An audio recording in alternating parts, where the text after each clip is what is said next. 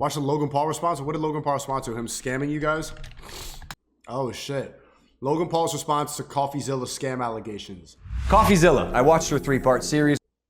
Oh, man, you look shook. This dude looks tired, bro. Coffeezilla. I watched your 3-part series called Investigating Logan Paul's Biggest Scam, and like many on this platform, you have successfully used my name for views and money. Oh, come on.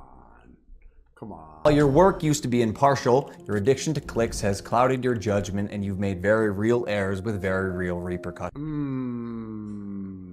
Logan Paul's gonna call somebody addicted to clicks? Coffee, you took a shot at my reputation. So in this video today, I'm gonna be defending myself with facts. Logan Paul, he's got the apology eyes that he got when he went in the fucking suicide forest in Japan. Doesn't he look the same right now? Something that you have gotten in the habit of twisting as you continue to morph from an investigator to a gossip channel. You see, Coffeezilla tried to work with law enforcement in the past, but his work was described as not anchored to truth and often speculative. He is a lopsided journalist with an agenda, and he's nothing more than the Keemstar of crypto and finance. But as opposed to just telling you, I'm gonna show you some of the core discrepancies that I caught in Coffeezilla's investigation. Coffee, you interviewed the developer who stole the game code, fled to Switzerland, and held it hostage for $1 million. Well, his name is Zach Kelling. Surely, as the internet detective that you proclaim to be, you would know that he spent time in prison for multiple felonies, one for aggravated robbery, armed robbery at a liquor store, and the other for, surprise, obstructing the legal process. Oh, shit. I can see why you kept him anonymous. Who we'll be calling Z here. I guess among many things, it doesn't surprise me that he lied about having 30 engineers and a $50,000 a week burn rate. On my end, I have 30 engineers. I'm burning $50,000 a week. Which, side note, is how this delusionist landed on the $1 million code ransom, but it turns out he only had 3 engineers. Wouldn't someone with journalistic integrity know their credible source had not only an agenda, but a fondness for orange jumpsuits? Or did you just hear what you wanted to hear and moved on? Because even if you're lying to yourself, Steven, you still have to believe it. And I know what you're thinking. What type of idiot would work with an unsavory individual like Zach Kelling?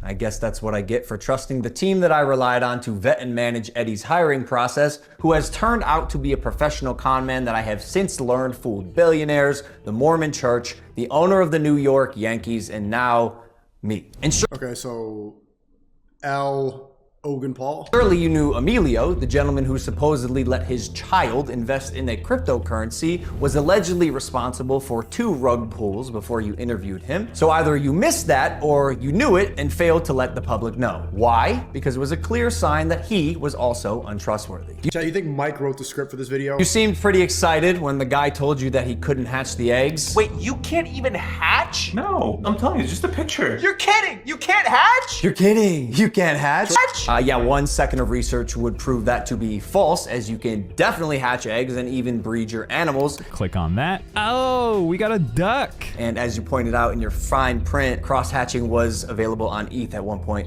but you perpetuated the opposite as truth with your chest out. Basically, nothing worked. And by the way, guy, almost all NFTs are just pictures. I'm telling you, it's just a picture. And surely a real internet detective would not That's a good point. NFTs are pictures. break criminal and civil laws in trying to get information, right? So why have you allowed the illegal recording of Jeff's phone call without his permission? And then more like an internet criminal, post it online. And it was interesting. It was like, this is wild. Now, although you didn't verify any backgrounds, substantiate any evidence, took multiple criminals' words as truth, and broke laws, you still published the defamation. However, unlike you, the blockchain doesn't lie. So, Uh-oh, are you suing? Is he suing? let's highlight some things that you did point out. Crypto King Jake stole $6 million. True or not, we had already removed him from the team when we realized he was a bad actor and his motives were purely financial. Okay, so he was right about that. Conman Eddie, lead developer, stole $1.7 million. True or not, when we learned he was a bad actor as well, he was immediately removed from the team. While myself and Jeff sold nothing and made nothing as verified through investigation and the blockchain. Jeff, Logan's manager, to my knowledge, never sold. Neither did Logan Paul. I repeat, Jeff and I made no money and will never make any money on Crypto Zoo. In fact, we only lost money trying to pick up the pieces. As has been the case with Oh, bell sound effect. Dozens of crypto and NFT projects, the space is unfortunately ripe for bad actors to infiltrate projects that start with even the best intentions. Jake the Snake is no longer affiliated with CryptoZoo, and we hope the money he reappropriated So Coffeezilla was right about a lot of shit, bro.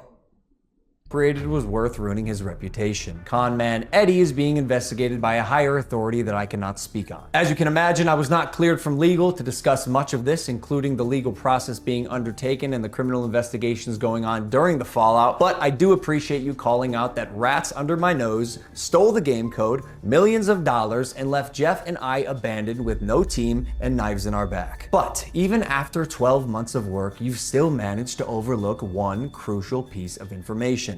See, even though I've said it's coming so many times, you've assumed that CryptoZoo isn't being made. Who are you to decide when the development timeline ends? I got everything stolen from me in our community, stopped promoting publicly as soon as I knew the extent of the internal issues, took all of the heat on social, and you still published a defamatory hit piece fully knowing I was innocent just so you could enrich yourself in your $10 million studio. Sharp, but deeply unethical, dangerously misleading, and illegal. I suggest you use the money you got from pumping your Patreon to hire a good lawyer. You're gonna need it. Oh, dong.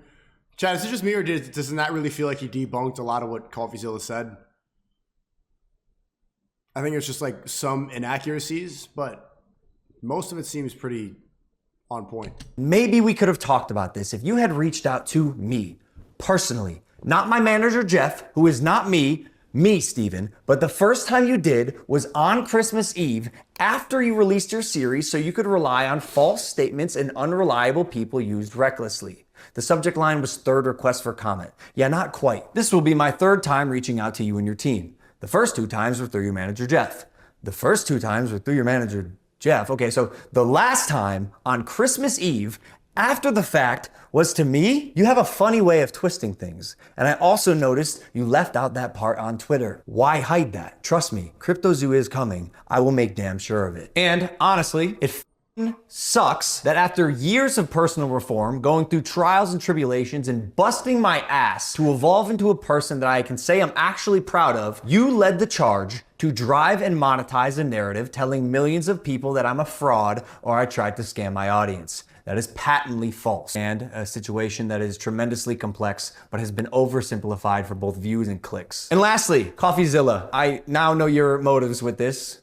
Clout and money, good for you, but also you're slimy as so I'm not gonna come on any of your podcasts. If you wanna come on Impulsive and talk about this, that's fine. You've denied my invitation multiple times. You're still invited. It can be a one-on-one. If not, we're gonna handle this ourselves while we continue to build CryptoZoo, and I'll see you in court.